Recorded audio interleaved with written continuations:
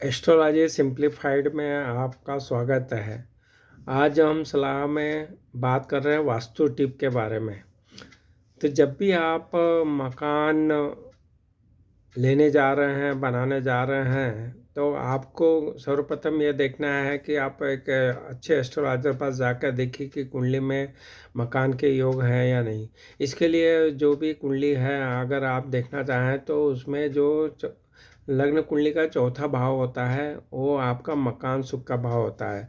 अगर चौथे भाव का स्वामी अ, जो भी आपकी कुंडली में बन रहा है, साथ में जो मंगल है वो जो कारक है मकान का, इनकी स्थिति कुंडली में अगर आपके केंद्र में हो, त्रिकोण में हो, साथ साथ में शुभ ग्रहों की दृष्टि में हो, और आपकी दशा भी अगर उस समय चौथे भाव के स्वामी के चल रही हो, मंगल की चल रही हो, तो ये देखना चाहिए कि उस समय में आप मकान के योग बने हुए माने जाएंगे और आपको ज़रूर मकान में जो बनाना चाहिए, परचेस करना चाहिए, फ्लैट बनाना चाहिए, ये सब आप कर सकते हैं। तो आपको वास्तु टिप में हम ये बताने की कोशिश करेंगे एक साधारण व्यक्ति को आपके कुंडली में क्या देखना है। जब भी मान लो आप जो भी नक्शा है या जो भी मकान आप देख रहे हैं, फ्लैट देख रहे हैं, तो उसमें उसके ब्रह्म स्थान में जाइए। ब्रह्म स्थान में आप खड़े हो जाइए और वहाँ से जो जहाँ पे भी आपको एंट्रेंस मिल रहा है, वो आपका जो फ्लैट या मकान है, वो आपका वो दिशा का आपको भवन या मकान के बारे में बताएगा। अगर वो पूर्व दिशा में है तो वो आपका पूर्व दिशा का मकान होगा। अगर आप ब्रह्म स्थान से देखेंगे, वो आग्नेय कोण में डोर आ रहा है, मुख्य द्वार आ रहा है, तो वो आपका आग्नेय कोण में होगा। नॉर्थ में है तो नॉर्थ में आएगा, नॉर्थ ईस्ट में है तो नॉर्थ ईस्ट कहलाएगा। तो इस तरह ब्रह्म स्थान को आप रेफरेंस लेके ये सब चीज़ों को देखा जाता है। तो जन साधारण के लिए बता दें कि जो भी मान लो आप जहाँ पे भी पूर्व दिशा आ रही है, तो पूर्व दिशा में आप अगर मुख्य द्वार होगा तो बहुत ही अच्छा कहलाएगा। वहाँ पे और क्या क्या हो सकता है, वहाँ पे आपका जल का प्रभाव हो सकता है, वो एरिया आपका थोड़ा नीचे हो सकता है। इस तरह से आप देख सकते हैं, नीची भूमि होना चाहिए, माने पानी का ढलान उधर होना चाहिए। इस तरह से आप देखिए। फिर उसके बाद में आप पूर्व ईशान को देखिए, तो ये संग्रह का स्थान है, तो पूर्व ईशान संग्रह का स्थान बन जाता है। फिर ईशान कोण में आएंगे तो ईशान कोण जो है आपका यहाँ पे पूजा स्थल होगा, यहाँ पानी का प्रभाव होगा, तहखाना हो सकता है, और ये भी निचला हिस्सा होना चाहिए। इस तरह से आप देवग्रह बना सकते हैं। तो इसके बाद में आपको जाना है ईशान, उत्तर ईशान में जाना है। तो उत्तर ईशान जो कोण है आपका, वहाँ पे आपको जो औषध संग्रह करते हैं वो करना चाहिए आपको वहाँ पे।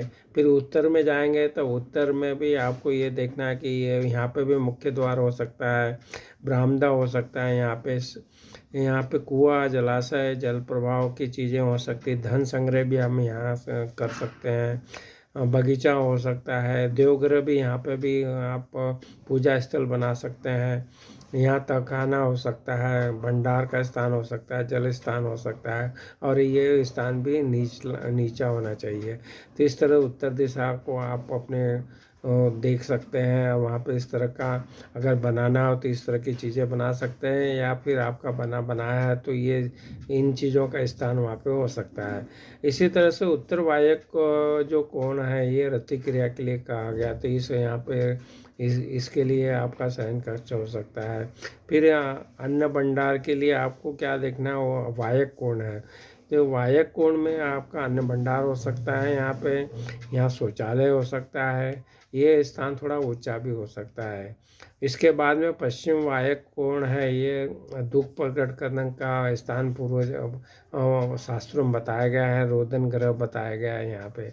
इसी तरह से अगर आप पश्चिम दिशा में क्या क्या कर सकते हैं, यहाँ पे आपका भोजन ग्रह हो सकता है, यहाँ पे आपका कुआं हो सकता है, सीढ़ियाँ हो सकती है, बगीचा हो सकता है यहाँ पे भी पश्चिम में। इसके बाद में आप देखेंगे कि पश्चिम नेत्र जो कोण है, यहाँ पे विद्या का स्थान, विद्या अभ्यास का स्थान बनाया जा सकता है।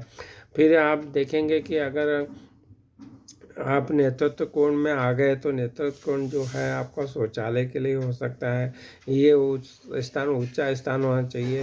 ये देख सकते हैं आप यहाँ पे जो है गृह सामग्री होती है वो स्टोर कर सकते हैं आप। फिर दक्षिण नेतृत्व में भी शौचालय हो सकता है। दक्षिण दिशा में जो आपको देखना है ये शयन कक्ष के लिए वो बहुत उपयोग कर रहा है। यहाँ ये भी वो स्थान ऊंचा होना चाहिए। इसके बाद में आप आइए दक्षिण आग्नेय। दक्षिण आग्नेय को धृत स्थान का भी नाम दिया गया है। यहाँ पे आग्नेय कोण में आइए तो यहाँ पे आपका रसोई के बारे में बताया गया है। शास्त्रों में तो रसोई यहाँ होना चाहिए। और पूर्व आग्नेय का जो कोण है ये मंथन करने के लिए क्षेत्र है। तो इस तरह से एक वास्तु का निर्देशन आपको बताया गया है कि जब भी आप बनाना चाहो तो इस तरह से बना सकते हैं। और जब आपका बनाया है तो वहाँ पे इस तरह की वस्तुएं वहाँ पे आप लोग कर सकते हैं। बने बनाए मकान में ये देख सकते हैं आप। तो इस तरह से एक सरल टिप्स है जो आपको बताने की कोशिश की। इसके और भी इंटीरियर वास्तु में जाएंगे तो आपको ये ध्यान रखना है कि जहाँ तक हो सके मिरर्स आपके शयन कक्ष में नहीं होना चाहिए। अगर हो भी तो उसको ढक दीजिएगा। और उसके बाद में आप ये देखिए कि जब भी आप सोते हैं तो आपकी परछाई मिरर में नहीं आना चाहिए। तो इसका विशेष ख्याल रखिए। साथ में आप जब भी सर रखें तो दक्षिण में सिर रखें या आप पूरब में रखें। और उत्तर में तो कतई नहीं रखेंगे अपना सिर सोने के समय में। आपका घर का मुखिया जो है वो साउथ वेस्ट या वेस्ट में आपको उसका शयन कक्ष होना चाहिए। ये इसका ख्याल रखिएगा आप।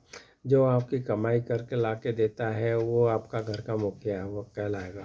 तो इस तरह से आप अपना वो सरल तरीके से वास्तु का टिप्स हमने दिए है वो आप ध्यान में रखिए। और विस्तृत के लिए आप अच्छे एस्ट्रोलॉजर और वास्तुविद से मिलिए और अपना नक्शा जो है घर दिखाइए और वो अपनी कुंडली दिखाइए। ये सब होने के बाद में मान लो आपका कुंडली में सब दशाएं अंततः सब अच्छी है फेवरेबल चल रही है। वास्तु से भी आपने घर बना के लिए फिर भी आपको परेशानी आ रही है। तो ये परेशानी का मेन कारण कभी कभी ये भी होता है कि आपका जो पूर्व जन्म में जो आपके कर्मों के फल हैं उसका भी प्रभाव रहता है जो ऐसा शास्त्रों में बताया गया है। और ये भी हो सकता है कि आप जब गृह प्रवेश किया तो आपने वास्तु पूजा नहीं करवाई है तो आप वास्तु पूजा करके ही घरों में प्रवेश करेंगे।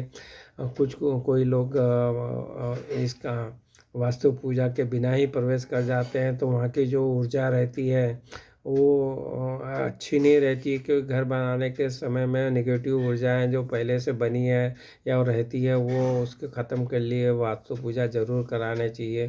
तो ये रखिए जब भी आप प्रवेश करते हैं तो उसके पहले आपका जो मेन डोर है वहाँ पे स्वस्तिक और जो भी शुभ चिन्हों का अंकित ज़रूर करना चाहिए। आप गूगल में सर्च करके देख सकते हैं कि कोई भी शुभ चिन्ह स्वस्तिक वगैरह जो रहते हैं गणेश जी की है या फिर हनुमान जी के हैं इनके बारे में बताया गया। तो उस तरह का आपका गृह प्रवेश के लिए मेन द्वार का होना चाहिए। साथ साथ में आपका वहाँ पे नेम प्लेट भी होना चाहिए। तो उसका भी महत्व है। कोई भी घर का नाम के बिना कुछ नहीं चलता है तो उसका या गृह प्रवेश के पहले वहाँ पे अपनी नेम प्लेट भी घर की लगाइए। तो ये बहुत ज़रूरी है। तो ऐसी बहुत छोटी छोटी टिप्स हैं जो आप ख्याल रखिए। और इस तरह से आप अपने घर का जितना भी वास्तु के हिसाब से या आपकी कुंडली के हिसाब से ये इस तरह का जितना भी पॉजिटिव आप कर सकते हैं उसको पॉजिटिव करें और अपने मकान का सुख भोगें। इस तरह से आपको इस जानकारी चाहिए हो तो हमारे जो चैनल है एस्ट्रो सिंप्लीफाइड इस पर उपलब्ध वीडियो का भी आप लाभ उठाइए। वहाँ पे मकान आपका मकान कब खरीदना चाहिए क्या खरीदना चाहिए इसके विस्तृत वीडियो बने हुए हैं तो उनका भी लाभ उठाइए। आपको अगर हमारी चैनल पसंद आ रहे तो उसको ज़रूर सब्सक्राइब कीजिए और वीडियो पसंद आ रहे तो लाइक और सब्सक्राइब कीजिए लाइक और शेयर कीजिए। इस तरह से आपने हमारे चैनल को सब्सक्राइब किया वीडियो को लाइक किया शेयर किया इसके लिए आपका बहुत बहुत धन्यवाद।